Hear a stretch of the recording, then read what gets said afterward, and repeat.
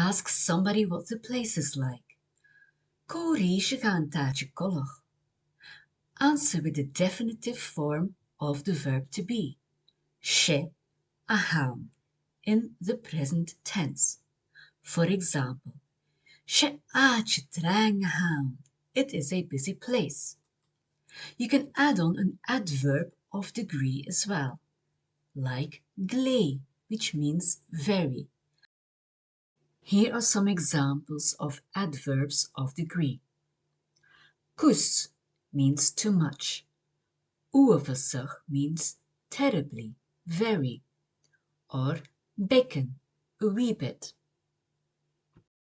For example, Se áite glérang a haun.